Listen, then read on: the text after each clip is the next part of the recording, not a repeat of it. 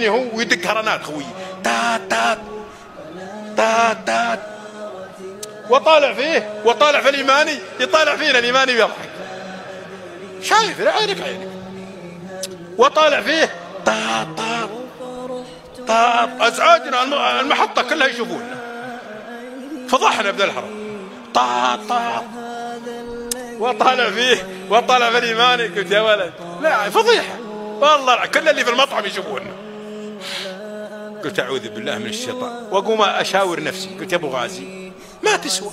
40 ريال تنحاش أنت وخويك يمكن يصير عليكم حادث يمكن يقدر الله عليكم شيء وتروح ضحية 40 ريال يسألك الله عنها. علم الإيماني بالحقيقة الرضا ولا بكيف حاد أنت بريت نفسك. قلت لخوي تعال تعال